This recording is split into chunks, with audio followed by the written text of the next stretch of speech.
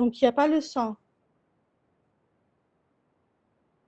En 1938 par Warren Weaver. Donc, désigne donc également donc l'ensemble des techniques. Donc, la biologie moléculaire, elle désigne donc l'ensemble des techniques et des manipulations des acides nucléiques. Donc, l'ADN et l'ARN, appelées aussi donc les techniques de génie génétique. La biologie donc moléculaire est apparue donc au XXe siècle à la suite donc de l'élaboration. Il y a un problème d'internet sur mon ordinateur parce qu'en fait j'utilise l'ordinateur et mon téléphone. Et donc, du coup, vous allez avoir que le son. Ok, donc, bon, en attendant, bon, c'est des petites définitions, hein, ne pas forcément retenir. Donc, à la fin donc, du XXe siècle, donc, cette discipline, donc la biologie moléculaire, a été mise en évidence, donc mise en avant et tout, et ce, suite à l'élaboration donc, des lois de la génétique, la découverte des chromosomes, l'identification de l'ADN comme support chimique de l'information génétique. Donc, après donc, la découverte de l'ADN, donc, il y a eu un boom donc, des techniques, des différentes techniques d'analyse de cet ADN, des chromosomes, etc. Alors, comment va être le plan de ce cours de biologie moléculaire pour ce semestre?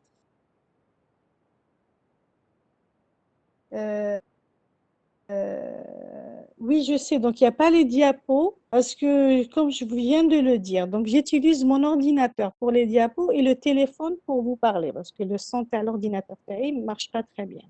Donc, vous allez avoir un peu le son pour le moment en attendant que Internet revienne. Donc là, je suis avec la 3G sur mon téléphone, donc ça marche plus ou moins. Mais sur l'ordi, donc les diapos, il va y avoir un petit décalage. Vous attendez un petit peu que, voilà, que le temps que l'Internet revienne à la maison, quoi. Catastrophe. Pourtant, il ne pleut pas beaucoup là. Madame, vous pouvez partager la connexion téléphone à l'ordinateur. C'est mieux. Ah, je sais, en fait, je ne sais pas le faire. Je sais que c'est possible, je sais que c'est possible, mais j'ai peur que ce Pour soit très éviter les lourd. Non, non, non, j'ai l'habitude de le faire. Non, avec la 4G, Euh, c'est pas délicat. Comment tu fais? Donc, c'est sur mon téléphone, dans le Oui, paramètre. ouais, oui. Enfin, vous pouvez تحطي هذيك la barre vous avez quel téléphone? iPhone ou bien Android? C'est un Samsung C'est Android. enfin Android. Donc, هذيك la barre اللي من الفوق حطي la barre وين تاكتيفي la 3G.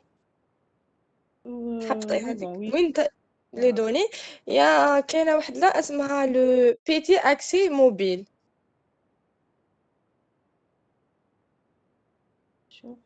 Gérer. Il y a une petite case, c'est écrit PT accès mobile. Euh, non, je ne l'ai pas sur mon téléphone. Attends, tu vois, là, alors, je suis dans les paramètres. Réseau mobile, là. Paramètres, attends. Oui, réseau mobile. Puis partager les données. Non, je sais pas le faire, Haka. J'arrive pas. Ah bon, c'est revenu, hein. Internet est C'est revenu. très bien. Je repartage, hein. Mais c'est pas grave, ça c'est des trucs.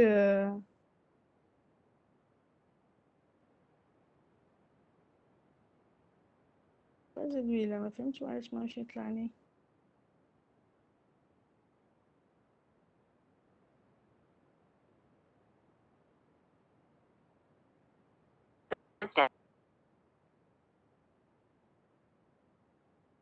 Alors, je disais que le plan du module de biologie moléculaire sera comme suivant. hein. Donc, on va commencer par vous décrire un petit peu la structure des acides nucléiques, ce que c'est un ADN, ce que c'est un ARN, de quoi il est composé, leurs caractéristiques structurelles et physiques. OK. Ensuite, on va parler de la réplication, des différents mécanismes de la réplication chez les eucaryotes et chez les prokaryotes. Donc, on va faire un comparatif entre ces deux espèces. Ensuite, brièvement, on va parler du cycle cellulaire et les systèmes de réparation. Donc, vous savez que par exemple, quand il y a une réplication, il peut y avoir des erreurs au cours de la réplication. Et la nature est bien faite. Il y a différents types de systèmes pour réparer les erreurs de réplication. Donc ensuite, on en discutera des différents mécanismes de la transcription. Donc réplication de l'ADN. Ensuite, c'est la transcription de l'ADN. Donc de l'ADN, donc eucaryote et prokaryote. Et on va finir donc par on parlait des différents donc, mécanismes de la traduction. Donc, je réplique l'ADN, je le transcris. Donc, après transcription, vous allez avoir la traduction donc, en protéines. Okay. Ensuite, si on aura le temps, donc ça en fonction du temps, donc on fera les différents types de mutations géniques et chromosomiques qui peuvent donc être induits dans l'organisme humain, bien évidemment. Et là aussi, ça m'étonnerait qu'on y arrive, mais il y a également, comme je vous ai dit, la nature est bien faite, des systèmes de réparation, des mutations spontanées, etc. OK? Donc voilà. Vas-y. Alors, donc le chemin qu'on va suivre, c'est celui-là. Donc, le chemin du module de biologie moléculaire, ça va être celui-là. Donc, c'est quoi? Donc, on va voir ce que c'est l'ADN. Hein? Au départ, donc ce que c'est l'ADN, ce que c'est l'ARN. Hein? Ensuite, on va voir le cheminement donc, de l'utilisation de cet ADN. Donc, premièrement, c'est sa réplication. L'ADN donc se réplique, donc se dédouble. L'ADN également est capable de se transcrire. Donc, hein, je pars de l'ADN à de l'ARN. Et ça par le phénomène de la transcription. J'imagine que vous avez vu ça l'année dernière en génétique. Hein? Donc, hein, et cet ARN messager, hein, après donc qu'il soit prêt, donc je veux dire, donc en général, vous avez un ARN pré-messager. Ensuite, c'est un ARN messager, surtout chez les eucaryotes. Hein. Le sang, vous n'entendez pas? Quelqu'un qui me dit le sang. Si, madame. Ça va, vous m'entendez? Ça se coupe pas et tout. Pour moi, non. Non, donc voilà, donc à partir de l'ARN, vous allez avoir de la protéine, ok? La protéine, c'est le produit donc de traduction de votre ARN messager. Donc en fonction des besoins, vous allez avoir de la protéine. Donc après la protéine, cette protéine-là va avoir différentes fonctions en fonction des besoins de la cellule, ok? Alors, pour commencer, on va parler donc des structures donc, des acides nucléiques, ADN et ARN. Je coupe 2 secondes, je reviens.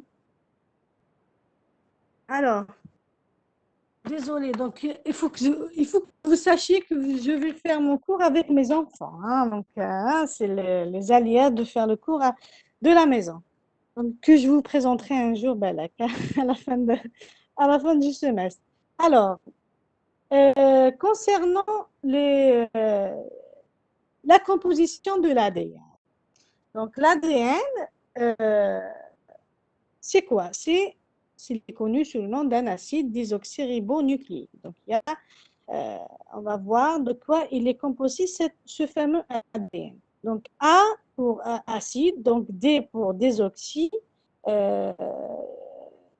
ribos, donc, et N pour nucléique. Ok. C'est une macromolécule très longue en forme d'un filament. Il est composé de séquences nucléotidiques. Okay. Chaque nucléotide est constitué de 3 éléments. Donc, de quoi est composé votre ADN? Vous allez avoir une base azotée, un sucre et un phosphate. Donc, la base azotée, donc vous les connaissez, donc ils sont de nature soit purique ou pyrimidique. Donc, c'est les bases A, T, G, C.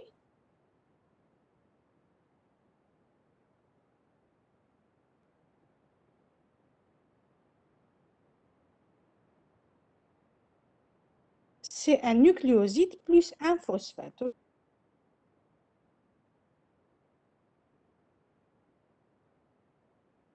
Voilà. Donc, ça, c'est des notions basiques, hein, que j'imagine que vous connaissez, mais faites très attention. Il y a des gens, quand bon, vous, en biochimie, je ne sais pas trop, mais nous, donc moi, j'appartiens à la spécialité de génétique. Il y a des gens, quand ils rédigent en M2, quand il parle juste des différentes bases, hein, quand vous parlez, par exemple, de la constitution de la cellule, par exemple, vous parlez de l'ADN, vous décrivez l'ADN, et vous dites il est constitué par 4 nucléotides. Faites attention et vous citez ATGC. Donc, votre ADN, c'est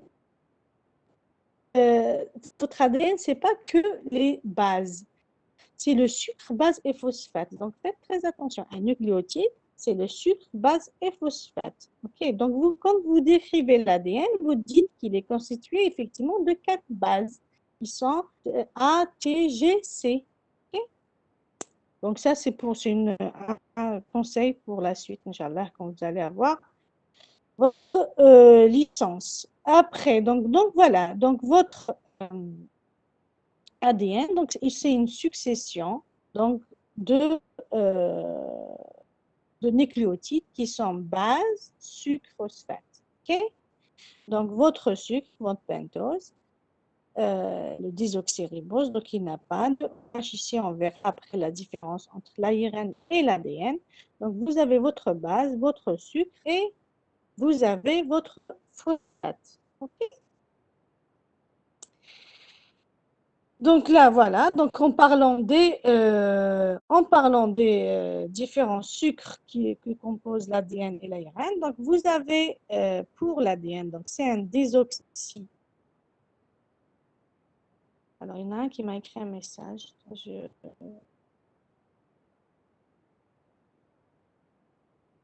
Vous pouvez répéter s'il vous plaît. Je répète quoi? Alors, bouteina. Qu'est-ce que vous voulez que je répète?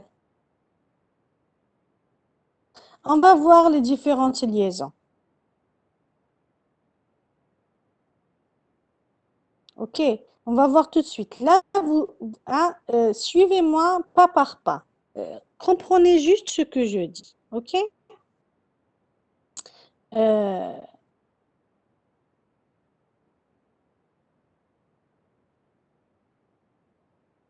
donc là, votre camarade m'a demandé de répéter. Donc là, on va voir les différentes bases, les différentes liaisons qui lient la base et le sucre et le phosphore.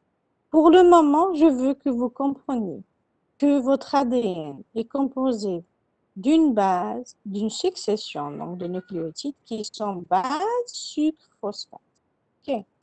Le sucre de l'ADN, qu'est-ce qu'il a comme particularité? Donc, désoxyribose. Désoxyribose, ça veut dire c'est un pentose. Position 2, prime, il n'y a pas de OH pour l'ARN. On dit c'est un ribose, ok? Donc acide ribonucléique. Donc l'ARN, donc 2, donc vous avez OH. Hein, donc à l'inverse de l'ADN où vous avez la perte de cette molécule d'oxygène. Et c'est pour ça qu'on dit désoxyribose. OK? Voilà, donc quelles sont donc les bases? J'ai perdu.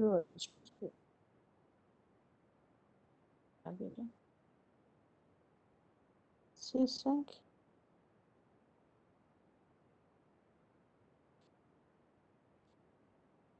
C'est quoi C5H10O4? Ah oui, c'est les différents. Oui, oui. OK. Alors, les différentes bases de votre ADN. Donc, vous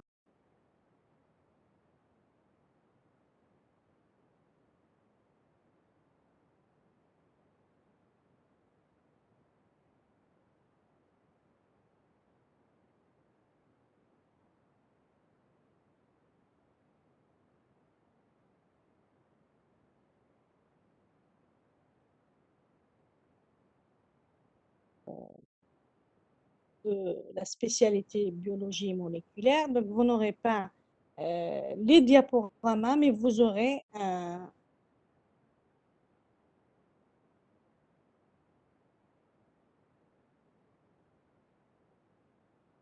Madame, Oui, pas de son.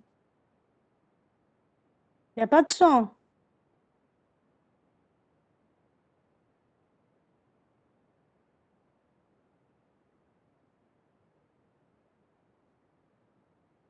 Est-ce que vous m'entendez comme ça?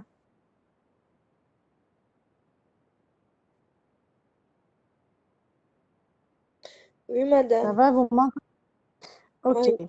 Donc, je disais que la politique de la spécialité biologie moléculaire, donc, il ne donne pas les diaporamas, mais on vous donnera un très bon résumé qui résume un peu l'essentiel du cours.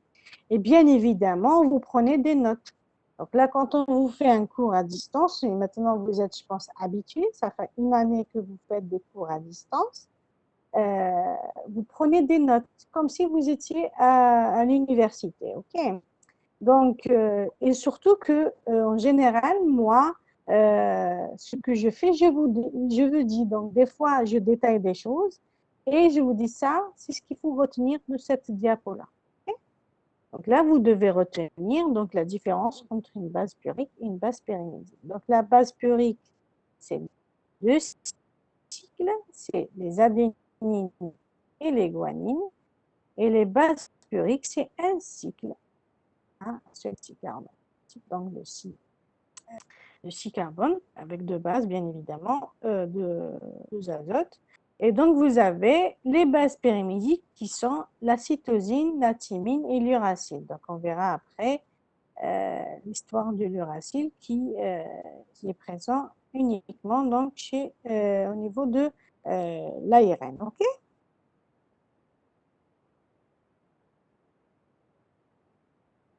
Donc, le phosphate, c'est ça. Donc, POH, OH, OH, P de 1 avec P, double avec l'oxygène. Ça, c'est votre phosphate, H3, PO4.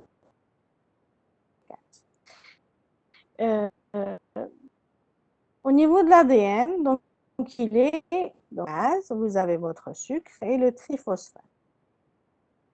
Pour faire une liaison, donc un nucléotide avec un autre nucléotide, vous allez avoir, on va voir après la réaction donc, de donc, de ces deux phosphates avec l'autre euh, nucléotide.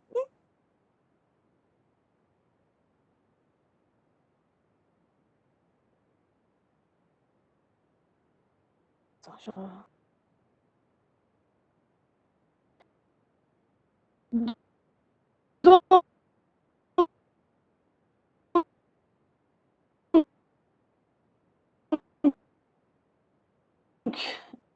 Donc, et quand je rajoute le phosphate, ça s'appelle la nucléotide. OK? Vous avez ça. Donc, base plus sucre.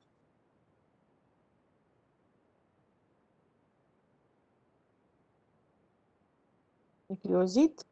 Donc, nul. OK?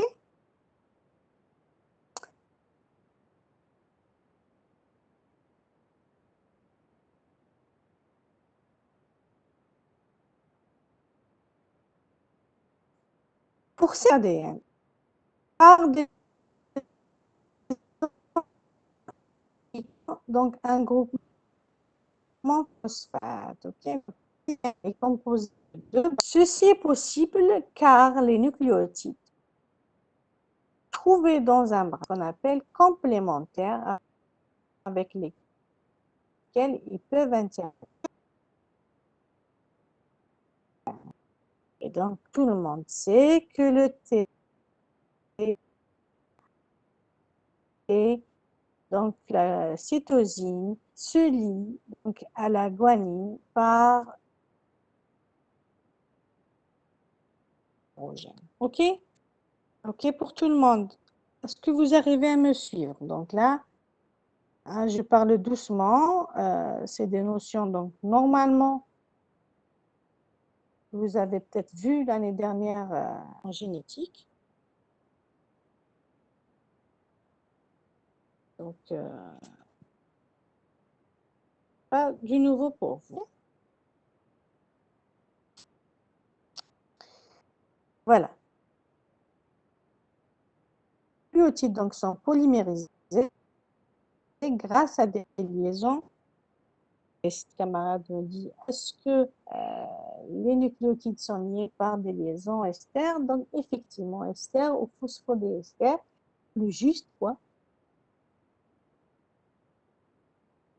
Autre, donc, le 5'P et le 3'OH des désoxyriboses. Deux nucléotides adjacents. On va voir les différentes liaisons que je peux avoir au niveau de l'ADN. Donc, on vient de voir. Je vais vous montrer qu'il existe aussi également donc, deux autres liaisons qu'on retrouve au niveau de votre ADN, qui sont donc la liaison phosphodiester et la liaison ozidique. Donc,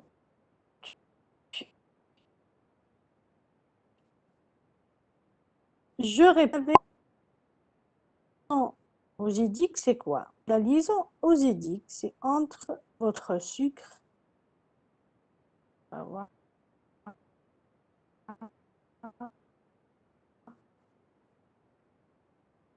sucre et votre base. La liaison ester, donc c'est entre votre sucre et votre phosphate, ok? Et la liaison phosphodieester, c'est la liaison entre donc ce phosphate entre ce nucléotide avec le nucléotide qui suit, ok?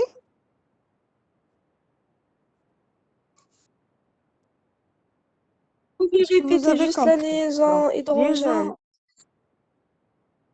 allez, avant. La liaison hydrogène, c'est la liaison simple, hein? C'est entre votre thymine et adénine. Vous avez deux liaisons hydrogène. Et la cytosine et la guanine, vous avez trois liaisons hydrogène. OK? La liaison hydrogène, c'est entre deux bases. OK? La liaison oxydique,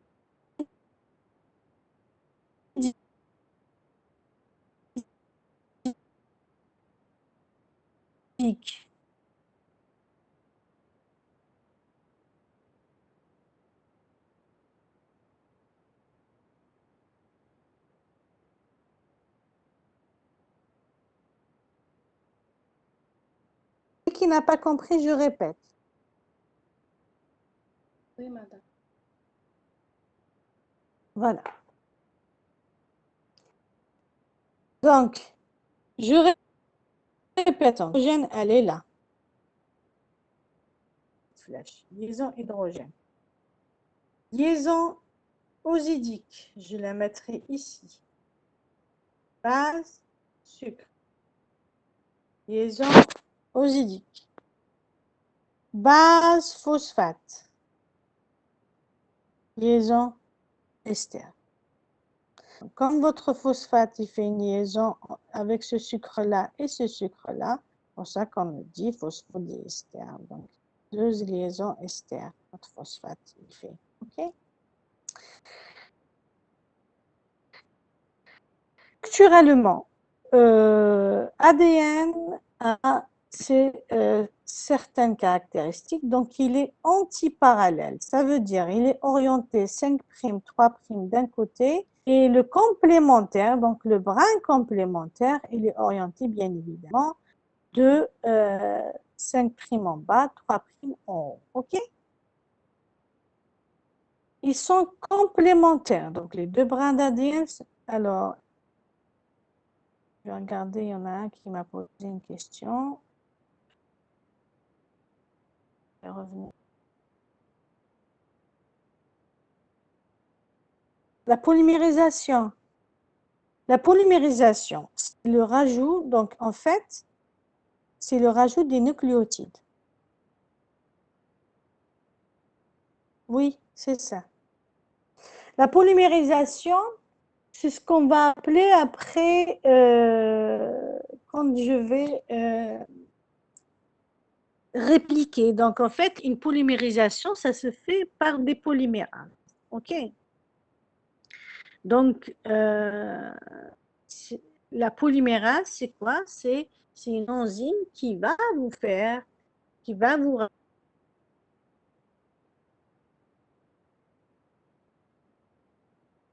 Madame, pas de son.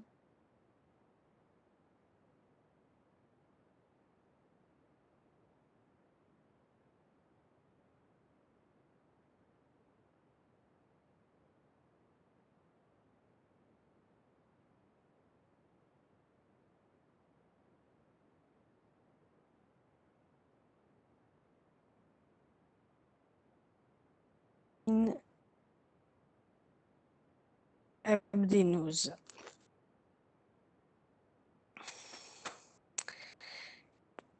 Il est donc...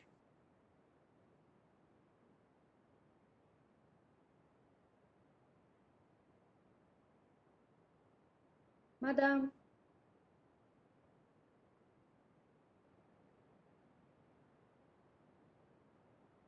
madame, Et là, vous Madame, m'entendez? j'entends rien. Là, vous pas m'entendez? de son. Allô, allô? Madame Manon, oui, mais il y a Maintenant, 4 oui. minutes, on n'a rien. Avant 4 Eh, minutes. je sais pas pourquoi ça se coupe. Donc, écoute, ça se coupe beaucoup, oui, oui. باش نقول لكم ولا غير c'est vrai que c'est compliqué, mais je sais pas, est-ce que 8h30 c'est mieux ou là, je sais pas. Là, les gens commencent à se réveiller, donc avec الناس et tout. Vous me dites, dès que ça se coupe, vous me dites, moi je répète. Hein. قولوا لي وين حبست, vous me dites, madame, vous êtes arrêtée à tel point, je m'arrête. Ah, ça s'est coupé chez les enzymes. Donc, je vous disais,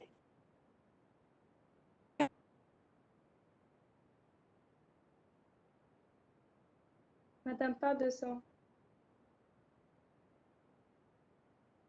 Madame, madame,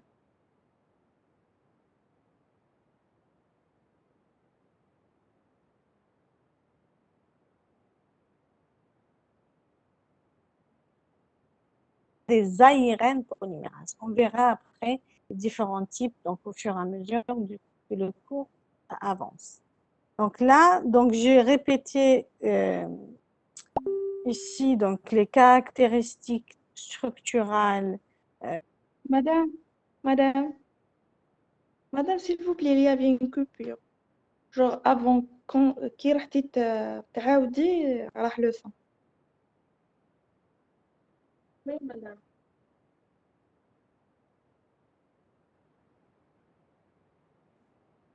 Encore, مدام ما نسمع والو. même tu vois, le son il est en train de partir. Et là, vous m'entendez? Bon, je sais pas. Ouais. Maintenant, Pourtant, oui, madame. Mais avant, on n'a rien entendu, hein, depuis les enzymes. On n'a rien entendu. qui fait? Même ce que j'ai répété après les Même quand on enzymes. répétait, ça Oui, s'est madame. coupé encore. Eh, Imma. Ok, je répète depuis ici alors. Mais vous m'arrêtez. Dès que vous. Non, non, non, نشوف يعني فاتحة le chat. Vous me dites sans. Ah, ok. Dès que... D'accord. Donc, je disais, est-ce que vous avez entendu ce que j'ai parlé sur les enzymes? L'enzyme polymérase, non. D'après l'enzyme polymérase, ça s'est coupé. Alors, l'enzyme. Donc, l'enzyme, il existe deux types d'enzymes polymérases. Vous avez les enzymes, donc l'ADN polymérase, qui va être utilisé lors de la réplication, et vous avez les ARN polymérases, ok, qui vont être utilisés au cours des transcriptions. Donc, le but, c'est de, quand je vais avoir soit un double brin d'ADN ou là un simple brin d'ADN en fonction de que ce soit de la réplication ou de la transcription. Ok, donc là, je suis en train de répéter, les gens qui sont en train de m'écrire pour les enzymes. On le verra après. C'est parti de la question de votre camarade qui me disait c'est quoi la polymérisation. Ok, donc la polymérisation, c'est l'ajout des nucléotides. Par qui? Ça va être ajouté par des enzymes. Au cours de la réplication, par de l'ADN polymérase. Au cours de la transcription, par de l'ARN polymérase. Ok? Ensuite, j'ai parlé des différentes donc, caractéristiques de votre ADN, donc qui sont là, je ne vais pas le répéter une c'est écrit.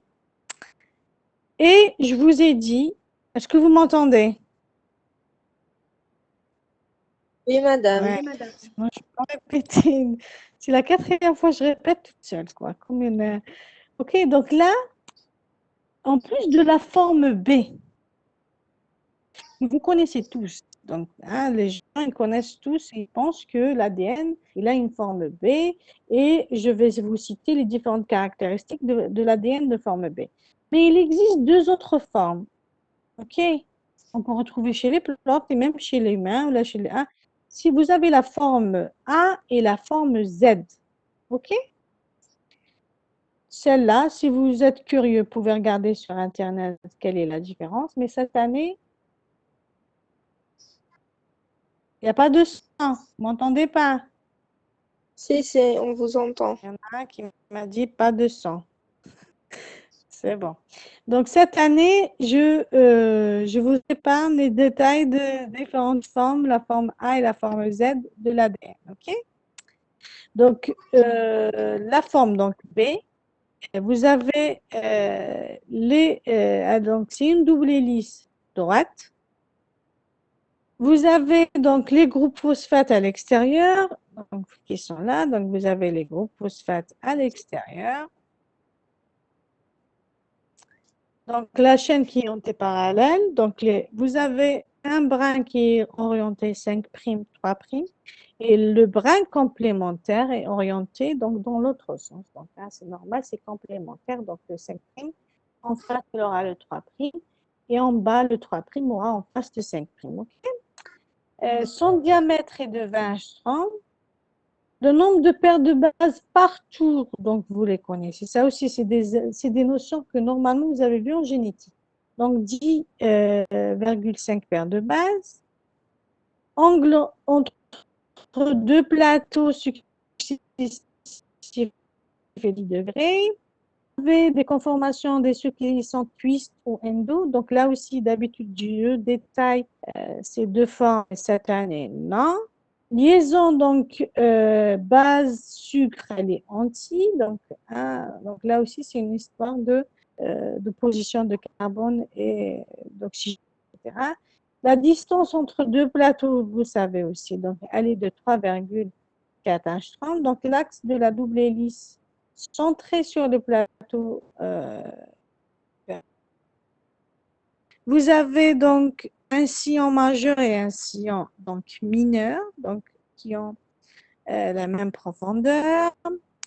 Et en vue transversale, les groupes phosphate sont autour et les sont en anneau au milieu. Alors, regardez, c'est ce qu'on vous avez ici. Donc, vous avez les bases au milieu, donc regardez. Et les phosphates à l'extérieur, OK? OK? Donc, vous avez la distance entre donc 10 paires de bases, donc c'est 3,4 nanogrammes, donc ou sinon entre une c'est 0,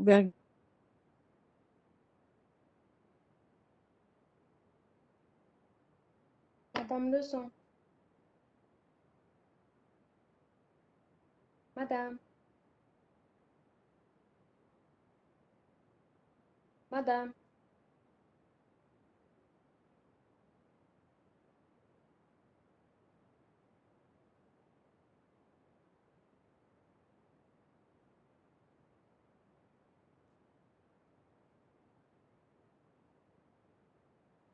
Madame. oui. Pas de son.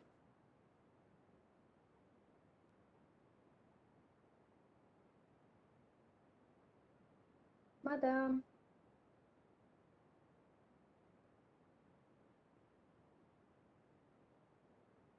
Madame. S'il vous plaît, on m'entend rien.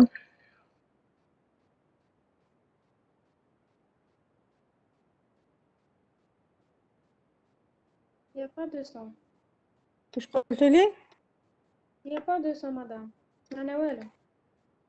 Là, vous m'entendez pas?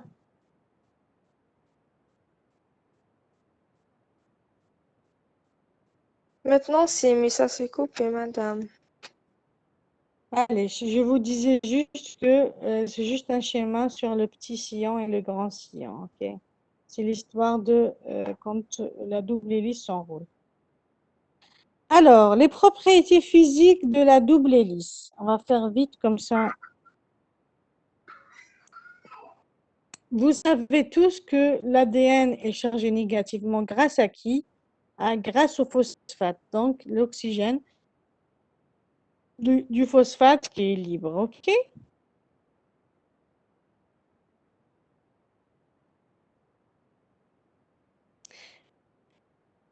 Donc, quand vous faites une migration d'ADN sur un gel d'agarose, vous allez toujours mettre donc du moins vers le plus. Donc, quand vous allez mettre votre cube, vous allez l'orienter donc du moins vers le plus. Okay? Donc, l'ADN est chargé négativement, il va migrer vers la cathode, donc là, plus, ok? Du moins vers le plus.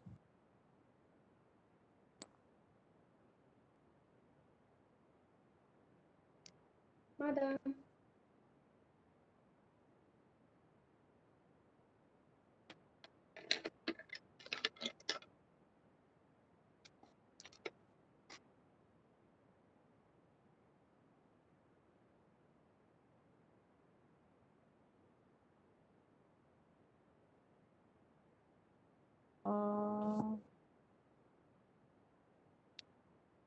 Madame.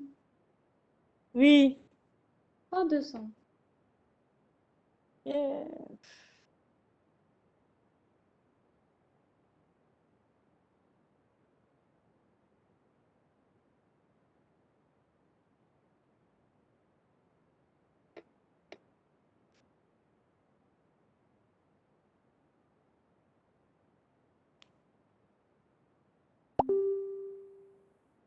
Est-ce que vous m'entendez?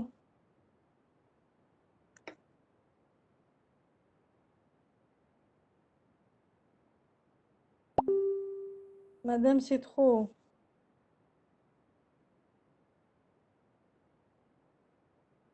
Madame.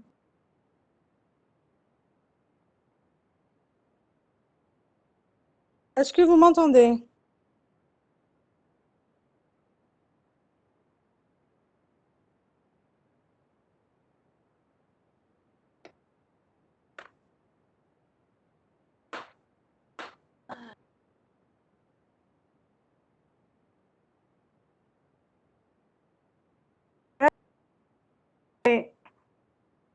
Est-ce que vous m'entendez?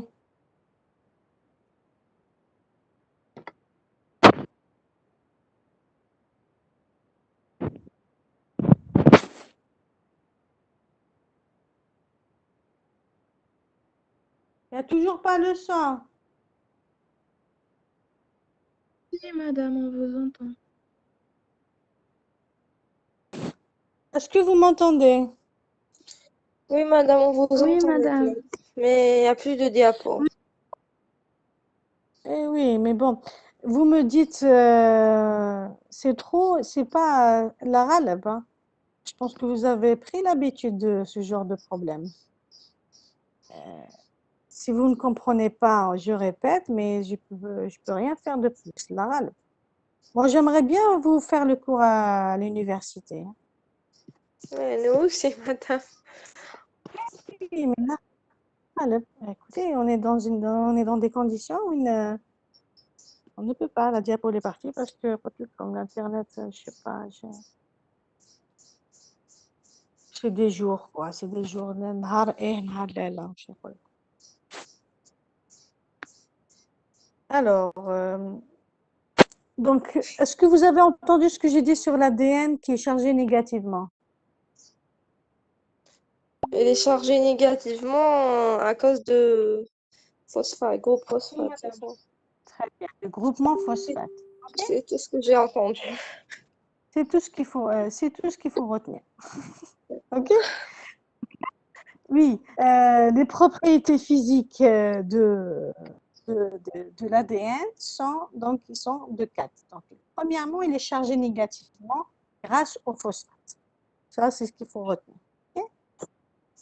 Ensuite, il est son absorbance. L'absorbance de l'ADN, elle est à 260 nanomètres, pardon.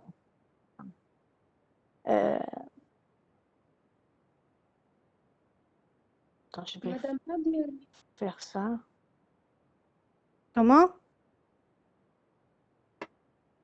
Madame, il n'y a pas de diapo. Eh, je sais, معليش. On peut faire le cours sans diapo. L'essentiel, تفهموا. Non, Hein? Je vais vous montrer Non, les diapos. madame, on peut pas. Comment on peut réviser jamais. après? أنا نهضر معاكم. اكتبوا. C'est ce que, en fait, il faut savoir que nous, à notre époque, c'est des cours magistraux. يجي يهدر ويروح l'enseignant. Ok, donc c'est un bon exercice d'écouter quelqu'un et Madame, s'il vous plaît, c'est possible de m'envoyer le support avant d'entamer le cours. Haka, pour on évite les problèmes. Genre, on suit mais حنا وحدنا. Après, il y a le cas qui, quand ça se coupe, معليش, il y aura juste le sens. je ne Ça peux sera pas. facile pour nous. Je vous ai déjà expliqué la politique تاع comme la licence biochimie. On ne donne pas le support, on ne le donne pas. Vous avez compris? Mais comment on peut suivre comme ça? راني قلت لكم la propriété physique, D'accord. Madame, pas de son. notez propriété Madame, pas de son. physique. Ça se coupe, madame.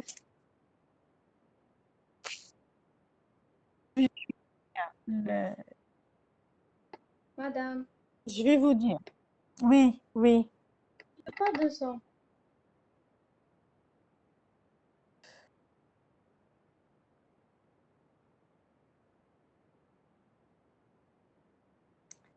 Oui, il n'y a pas de son, il n'y a pas de...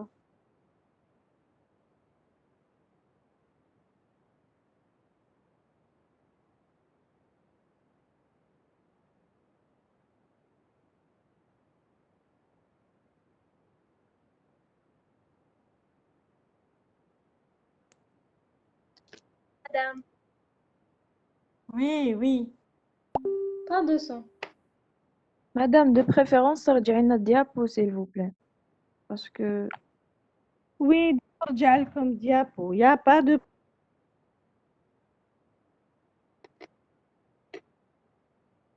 diapo.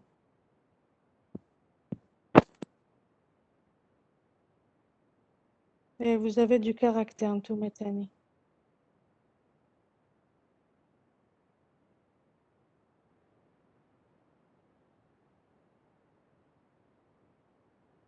Madame, il n'y a pas de son.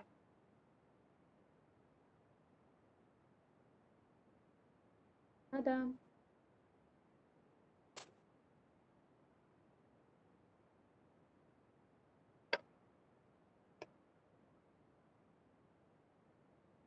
Le son, Léra. Il n'y a pas de ça, madame. Ferme la porte. Et ferme la porte.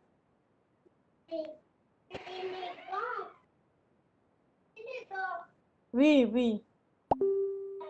Après, ferme la porte.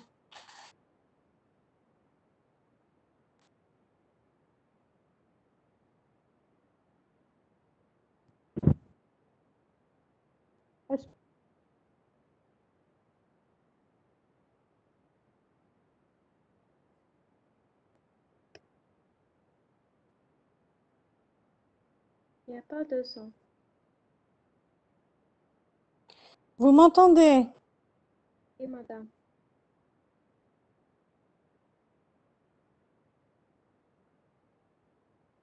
Je disais les propriétés physiques donc de votre double hélice. Il est chargé négativement. Vous savez pourquoi? Donc à cause du groupement phosphate à 260 nanomètres. C'est sa deuxième caractéristique physique. Hein. Mais si quand on va vous poser la caractéristique physique, vous allez me dire que c'est une double hélice antiparallèle. Là, ok. Donc faites vraiment attention. Il y a des caractéristiques de structure et des caractéristiques physiques. Faites bien la part des choses. OK? Donc, chargé négativement, absorbance à 260 nanomètres. Qu'est-ce que ça veut dire? Donc, en fait, l'ADN, si on le chauffe, hein, il va se dénaturer. Donc, la température, donc, la température de cette dénaturation, ça veut dire quand l'ADN commence à devenir monobrin, à la moitié, donc c'est ce qu'on appelle le T1, donc la température, donc melting temperature, donc c'est la température donc, de cette séparation. Donc, et donc à cette moitié-là, vous avez une densité optique qui est à 260 nanomètres. Ok? Donc, donc, quand vous allez faire donc, TP, ce que vous n'allez pas faire dommage, mais quand votre enseignant que quand je récupère de l'ADN, une extraction d'ADN, je dois vérifier si ce que je peux récupérer, c'est de l'ADN. Je peux savoir que dans ma solution d'extraction d'ADN, je n'ai que de l'ADN.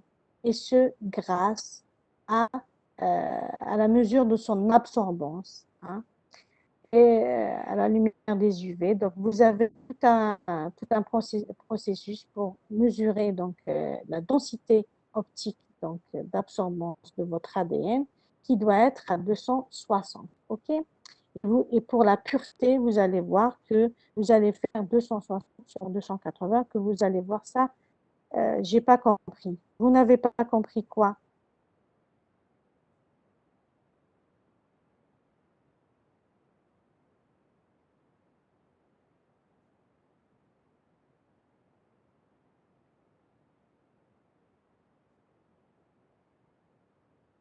Le graphe. Le graphe, c'est le phénomène, donc quand vous chauffez votre ADN, solution d'ADN, vous allez avoir une augmentation, ce qu'on appelle une augmentation d'absorbance à 260. Pourquoi? Parce que vous passez d'un double bras à un simple bras. OK? Madame, donc quand on va chauffer l'ADN, il va se dénaturer et il se devient Voilà. monocaténaire. Donc la densité, elle augmente. La densité optique, elle augmente, c'est ça?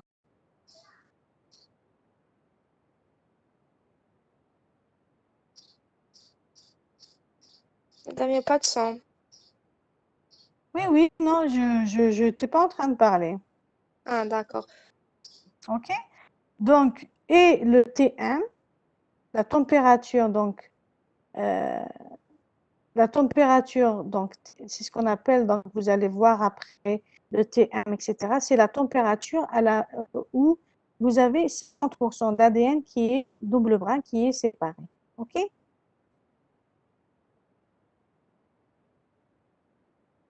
Est-ce que c'est bon?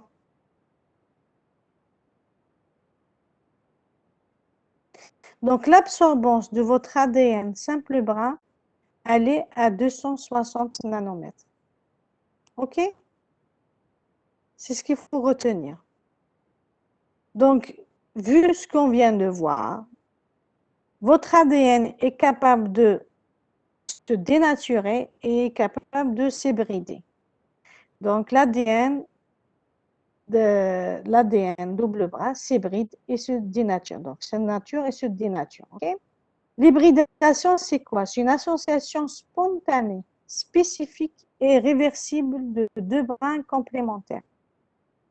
Donc, elle est spécifique parce qu'une séquence d'ADN monobras s'apparie avec la séquence qui lui est complémentaire. Elle est réversible, donc en jouant sur les conditions expérimentales, donc sur la température.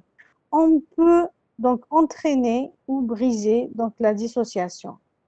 L'hybridation de deux molécules. OK, donc c'est pour ça que là, je vous montre un schéma. Quand vous avez la température, donc quand la température, donc vous avez des températures d'hybridation et de dissociation. OK? Vous allez voir en détail ça en cours pour la PCR. OK? Je ne vais pas rentrer dans les détails. Vous allez voir que, par exemple, pour la fabrication des amorces, etc., oui, c'est la troisième caractéristique. Votre camarade me pose une question.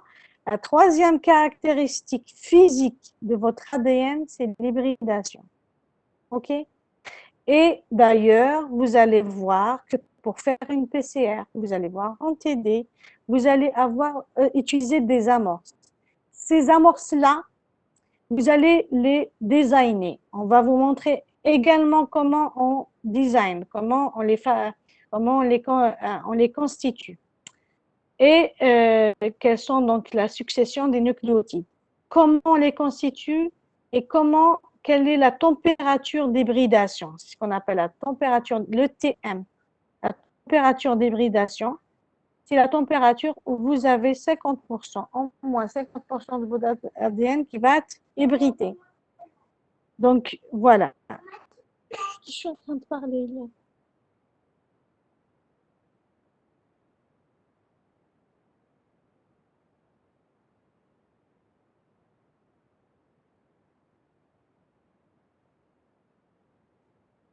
OK?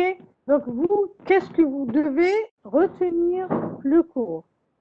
Vous devez retenir, vous allez écrire le titre, les caractéristiques physiques de l'ADN B, forme B.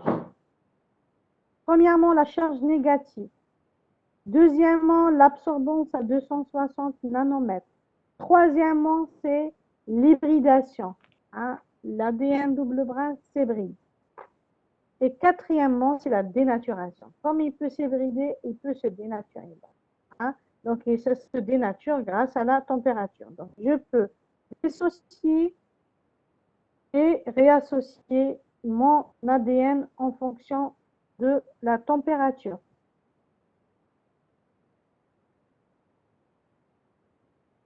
Donc, cette température donc, de fusion augmente avec l'augmentation du pourcentage GC. Okay? La TM, donc temperature melting, c'est 50% de votre ADN complet et dissocié. Ou sinon, les PCR, on les appelle également, c'est des températures de fusion. À quel point je peux faire l'inverse. Le graphique. Le graphique, je peux le prendre dans l'autre sens. Même tour. Si j'ai un simple brin, je peux aller pour un double brin. Qu'est-ce que je fais? Je diminue la température. Et arriver à un TM, donc la température, c'est ce qu'on appelle température de fusion. ou la température à laquelle vous avez en moins 50% de vos ADN qui sont collés, hybridés. OK? Est-ce que vous avez compris?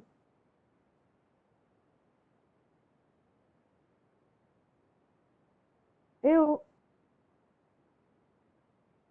très bien. On peut aller dans le sens par rapport à ce que j'explique. OK? Très bien. Donc, je peux dénaturer comme je peux hybrider. Et ça, c'est une petite information en plus. Plus, donc le TM, donc la température de fusion, augmente avec l'augmentation du taux GC. Pourquoi d'après vous?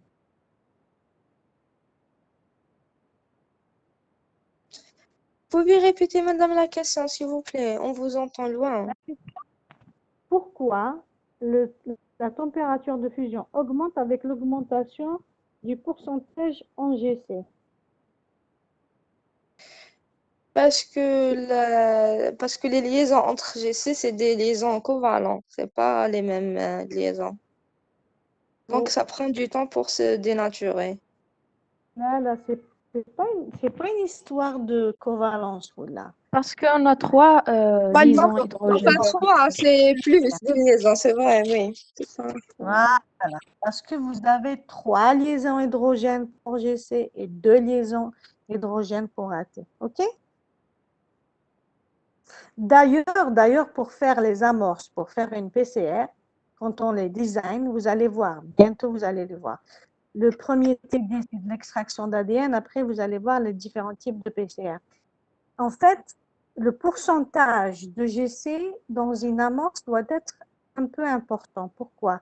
Parce que quand je vais faire ma PCR, il faut que mes amorces s'hybrident sur mon ADN pour que je puisse polymériser. Et une triple liaison est plus forte qu'une double liaison. OK?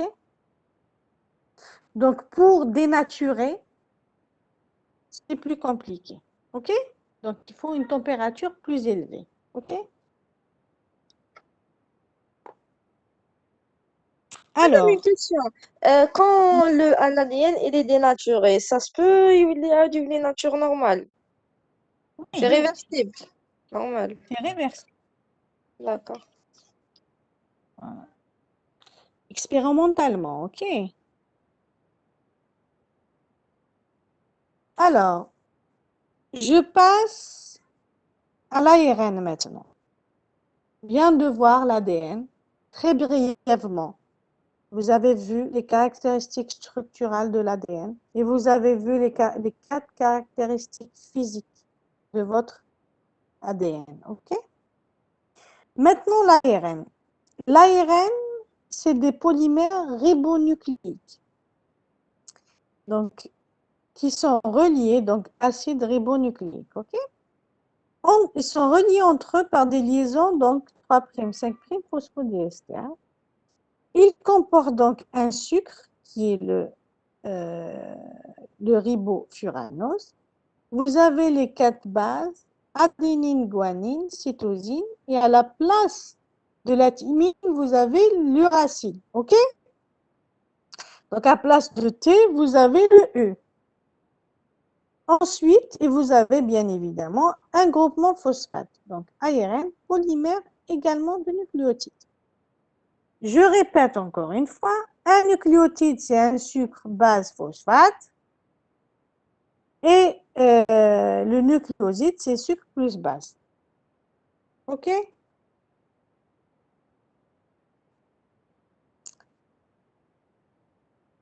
Donc, les différentes bases de votre ARN, donc vous avez l'adénine et la guanine, les 2 bases puriques, et les 2 bases pyrimidiques. Donc, vous avez la cytosine et l'uracile. Vous avez le sucre qui est le ribose. Donc, c'est un ribose. Vous avez donc le groupement OH à sa place. Et vous avez le phosphate.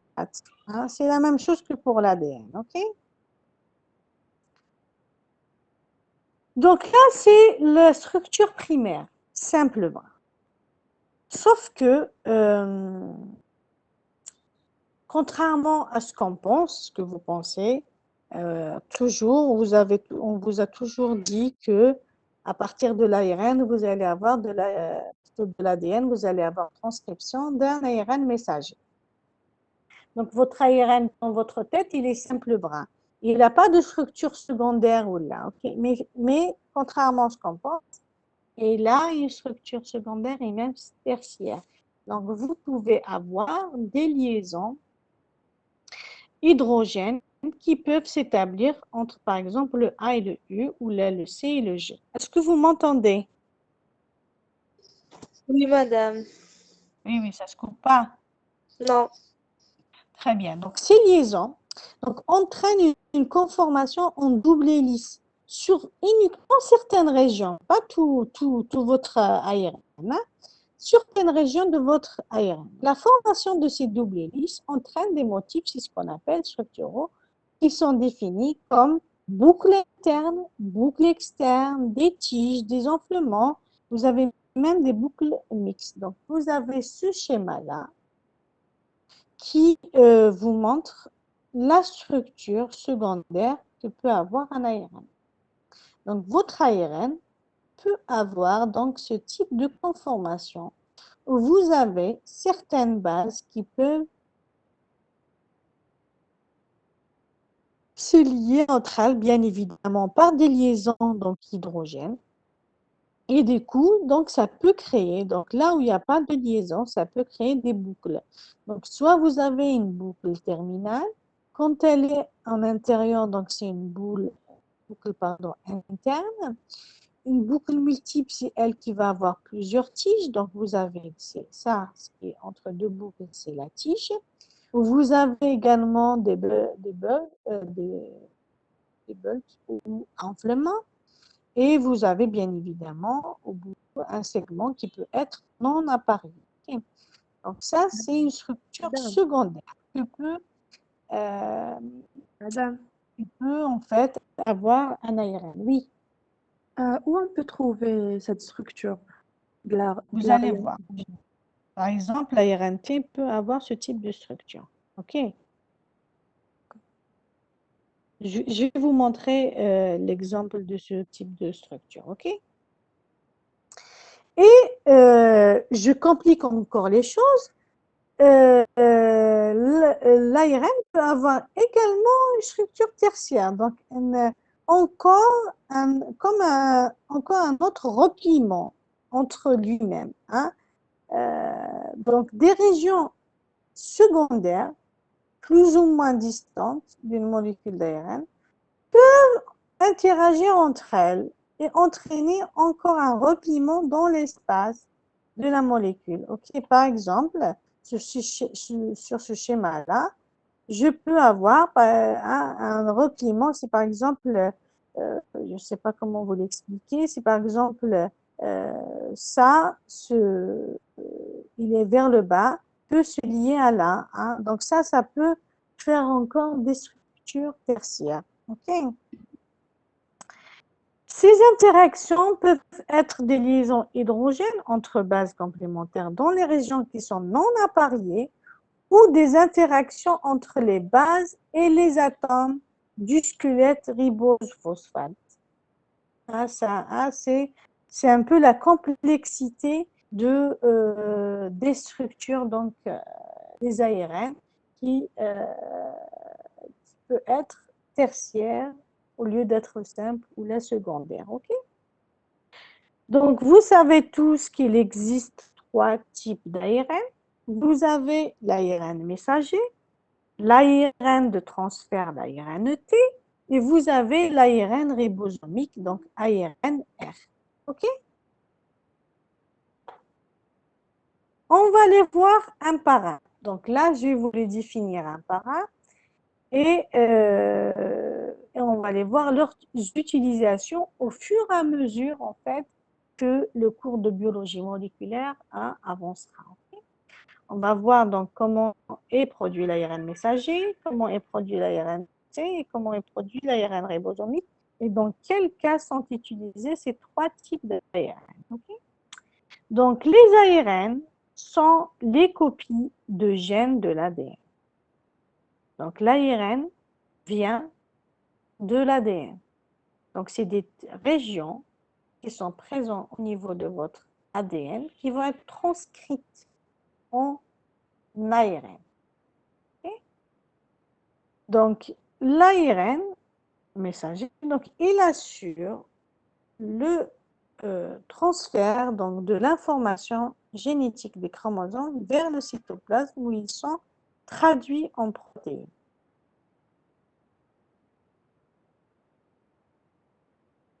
Leur séquence en base détermine donc la séquence en acides aminés de la protéine. De plus, ils possèdent des séquences nécessaires au mécanisme de la traduction et de sa régulation.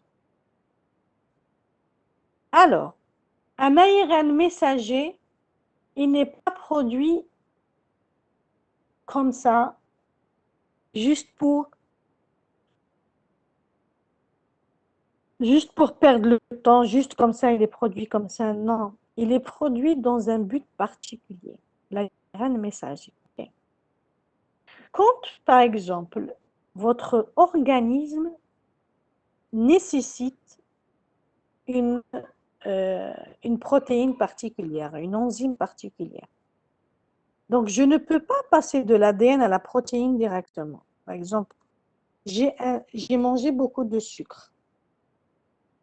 Et il y a une alerte, il y a un taux de sucre dans mon organisme qui est élevé. L'alerte, elle va aller vers le pancréas, le lieu de synthèse de l'insuline. Donc, vous savez tous que l'insuline, c'est la molécule qui réduit donc, le sucre dans l'organisme. Okay? Donc, l'organisme, il a fait l'alerte, comme il a donné l'alerte au pancréas, le pancréas va produire l'insuline. L'insuline, c'est une protéine qui vient d'un gène au niveau de l'ADN, qui est transcrit en ARN. Donc, vous avez votre gène, le gène qui code pour l'insuline, qui va être transcrit en ARN messager, et l'ARN messager va être traduit en protéine qui est l'insuline, dans le but d'être utilisé comme donc, régulateur du taux de glycémie dans l'organisme. Okay? Donc, ça, c'est un exemple. Ça, votre ARN messager est produit dans un but particulier. Donc, d'ailleurs, la durée de vie d'un ARN messager est très courte parce qu'elle est traduite rapidement. Okay? Les ARN messagers correspondent à un faible pourcentage des ARN cellulaires. Ils sont que de 2 à 4%. C'est pour ça que je veux dire que leur durée de vie, elle est très courte. 1 à 2 minutes chez les bactéries et quelques heures, voire 24 heures chez les organismes supérieurs. Okay? La taille des ARN messagers est très variable. Elle dépend de la taille de la protéine à traduire et le type d'ARN polycistronique ou monocistronique correspondant à un seul gène avec ces zones en amont, en aval pour la régulation. Est-ce que vous savez ce que c'est un ARN polycistronique ou un ARN monocistronique?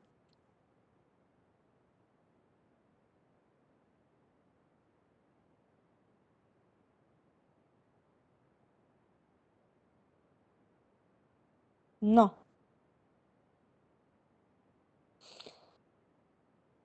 Donc, j'aimerais bien, quand vous ne le savez pas, donc j'aimerais bien que vous faites une petite recherche à ce que c'est un ARN polycistronique et un ARN monocistronique. Hein? Et c'est les gènes, effectivement. On va voir que c'est les gènes en même temps, c'est l'histoire des espèces, eucaryotes ou la prokaryote. Ça va vous chercher, vous me ramenez la différence entre les deux. OK? Après le cours, machine maintenant. Hein. Après le cours, ou demain, machine demain, bon, la semaine prochaine, vous me dites. Hein, on Vous pouvez commencera répéter, le s'il cours. vous plaît, madame. واش نريبيتي لك؟ شكون هذه حفصة؟ Les définitions. Quelle est quelle définition? L'ARN Les polycistronique. Pardon? quelle est la différence entre l'ARN polycistronique et l'ARN monocistronique? D'accord, merci. Ah, c'est écrit sur la diapo. Vous nous dites ce que c'est. Ensuite, le fameux ARN de transfert, l'ARN-T, l'ARN de transport et l'ARN de positionnement des acides aminés au cours de synthèse des protéines. Okay? Il porte l'anticodon correspondant à un codon de l'ARN messager, celui qui décode donc le message que ramène votre ARN messager. Ça équivaut un peu à 15% des ARN total qui existent dans la cellule. Chaque ARN T est spécifique d'un acide aminé. Normalement, vous avez 70 ARN différents, alors qu'il n'existe que 20 acides aminés. OK? Donc, il peut y avoir plusieurs ARN T qui portent le même acide aminé. OK? C'est pour ça que le fait qu'il n'y ait que 20 acides aminés, ça veut dire que même s'il existe plusieurs anticodons, mais il va y avoir toujours plusieurs anticodons pour un type d'acide aminé. C'est normal. Hein? L'ARNT c'est un isoaccepteur. Ils diffèrent entre eux au niveau de leur séquence nucléotidique, bien évidemment. Si chaque ARNT est spécifique d'un acide aminé, ça veut dire que vous avez certaines structures qui sont séquences qui sont différentes les uns des autres. L'ARNT a une structure en trèfle, donc formée de plusieurs boucles et tiges maintenues par des liaisons hydrogènes. Vous avez une boucle D, une boucle anticodon, une boucle T et 4 branches. Une branche péricodon également. Ça, c'est les caractéristiques. Hein. C'est très important de les retenir également.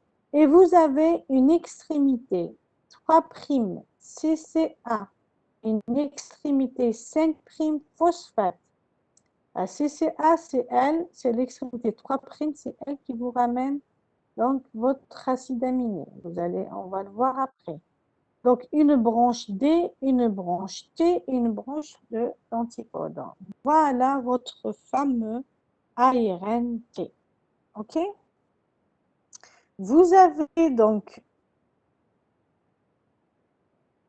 là, c'est la région de l'ARN. C'est ce qu'on appelle la boucle anticodon. Ça veut dire l'anticodon qui code votre ARN messager. Donc, les bases que vous allez retrouver ici, elles vont reconnaître des bases qui sont sur votre ARN messager. Et c'est comme ça qu'il va y avoir la traduction. Donc, en fait, en fonction de l'anticodon, vous avez l'acide aminé qui est fixé ici au niveau de cette région, ce qu'on appelle la région accepteur. Okay?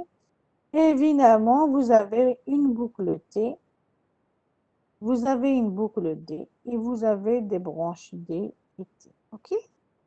Et vous avez évidemment la dernière branche qui est la branche de l'anticodon. Tout à l'heure, votre camarade m'a posé la question, quel type d'ARN peut avoir une structure secondaire? Voilà l'exemple d'ARN qui peut avoir une structure secondaire. OK? Est-ce que ça va pour le moment? Oui. Alors, qu'est-ce que vous devez retenir? Vous devez retenir pour le moment, hein, début du cours, l'ADN, ce que c'est, les bases qui le composent, ses structures, ses caractéristiques structurales, caractéristiques physiques, les ARN, de quoi sont composés, et là, les structures. Donc, il peut avoir trois types de structures primaires, secondaires et tertiaires. Ok. Donc, l'ARN messager, vous avez vu ses caractéristiques. L'ARNT, vous avez vu ses caractéristiques. Et on finit le cours d'aujourd'hui par les ARN ribosomiques. Donc, l'ARN ribosomique est le constituant principal du ribosome. Le ribosome, c'est quoi? C'est la machine qui vous fait la traduction.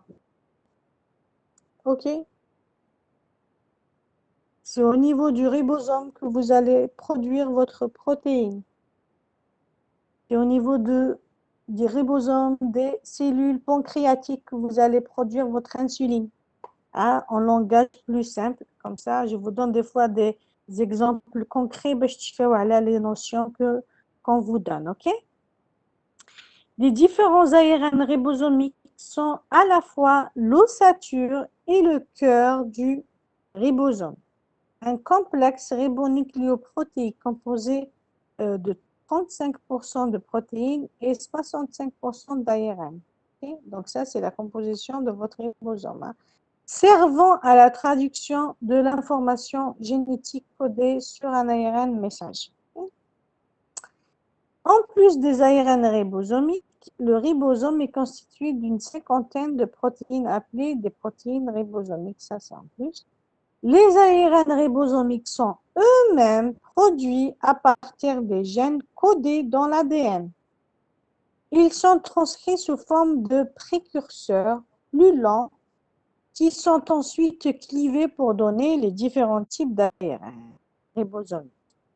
Chez les eucaryotes, ce processus de maturation-clivage se déroule dans le nucléole à partir des ribosomes situés dans le cytosol. Donc, l'ARN ribosomique sont repliés sur eux-mêmes, formant des structures tridimensionnelles compactes. Cette structure donc protège les ARN ribosomiques qui sont très stables par opposition aux ARN messagers qui ont en général une durée de vie plus courte. Donc voilà un schéma d'un ribosome.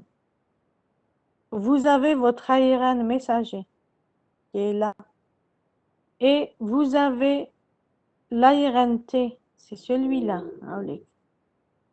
L'ARNT avec son anticodant, regardez, il va reconnaître une séquence sur l'ARN et au bout, il va ramener un acide aminé.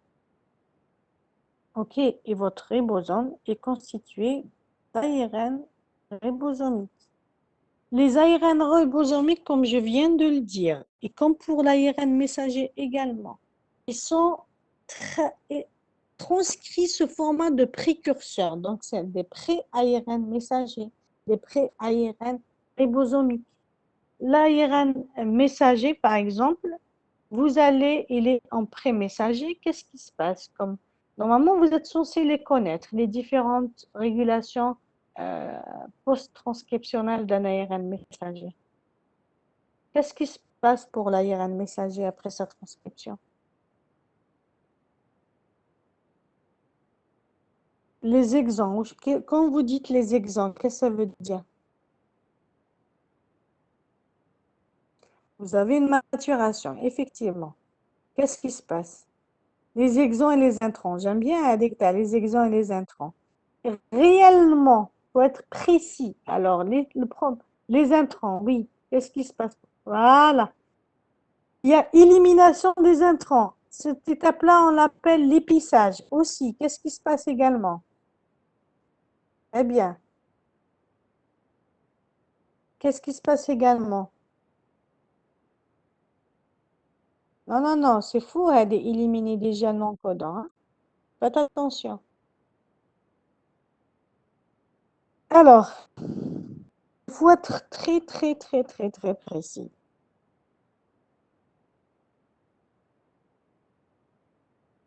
Un gène eucaryote est composé de séquences exoniques, des exons, et des séquences introniques, des introns. La séquence intronique, c'est une séquence qui est transcrite mais non traduite. Je, je reviens sur la maturation de l'ARN 2 secondes. J'ouvre une petite parenthèse. Quand je dis j'élimine des gènes non codants, c'est faux. J'élimine des introns, des séquences non codantes.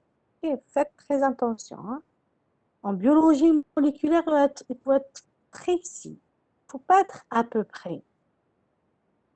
Je donne toujours l'exemple, que ce soit même pour les généticiens, je leur donne cet exemple. Quand vous partez chez le médecin, vous lui dites qu'est-ce que j'ai. Il dit peut-être c'est une grippe, peut-être c'est un rhume, wallah ma la bali. Et non, en fonction des symptômes, vous avez tel truc, telle maladie. On ne peut pas être à peu près. Soit c'est comme ça, soit c'est pas comme ça. C'est pour ça que chaque année, les étudiants, ils ont du mal un peu avec la biologie moléculaire. Vous pouvez répéter, j'ai pas compris. L'histoire de l'élimination des intrants. L'épissage, élimination des intrants. Il y a un de vos camarades qui a dit élimination des gènes non codants. Non. L'épissage, c'est l'élimination de séquences non codantes qui sont appelées intrants. OK? Ensuite, j'ai vu, donc vos camarades disaient, donc il y a addition de l'adénine, effectivement, addition de la queue poly A en 3', et la dernière étape de maturation, qui est la première, c'est pas la dernière, c'est plutôt la première, qui est le coiffage, l'ajout d'une coiffe en 5', le 5-méthyl guanine. Donc on le verra, guanosine, on verra après, donc donc à la fin de la transcription, donc la transcription, donc quand je vais vous parler de la transcription, donc à la fin du chapitre, on va voir les différentes modifications post-transcriptionnelles. Vous n'avez pas compris l'épissage, on le verra après. Donc là, c'est pas le jour de l'explication. Là, c'est juste pour que vous ayez une idée. Par exemple, l'ADN, donc nucléolaire, donc au niveau des nucléoles, je ne sais pas si j'ai un schéma des nucléoles. Voilà. Donc ça, c'est votre nucléole. Au niveau de votre noyau, hein, vous avez une petite partie qui s'appelle le nucléole. OK? Donc là, vous avez les ribosomes. Et à l'intérieur, vous avez de l'ADN. OK? Là, ça, c'est votre noyau. Alors, je répète, je reviens sur ça. Donc, votre ARN ribosomique, il est donc transcrit en pré-ARN ribosomique. Et ensuite, vous allez avoir donc, les différents types d'ARN ribosomiques que vous connaissez, la 28S, la 5,8 ou la 18S, en fonction, donc, que ce soit des eucaryotes ou des prokaryotes, on verra en détail également que vous avez des ribosomes, donc eucaryotes et prokaryotes. Vous avez donc la 40S, la petite sous-unité, la 60S, la grande sous-unité. Donc, votre grande sous-unité, par exemple, elle est composée de deux ARN ribosomiques qui sont la 28S et la 5,8S. Okay? Et vous avez également la 5S, on verra après, qui est traduite à part. Okay? Je reviendrai après sur tout ça. Hein. C'est juste qu'il faut que vous sachiez. Donc, un ARN, par exemple, ribosomique, il est formé au départ sous format d'un précurseur. Après, vous avez des épissages, de régions qui ne sont pas importantes pour des régions introniques qui sont éliminées pour avoir différents types d'ARN ribosomique, les différents types que vous connaissez. Okay?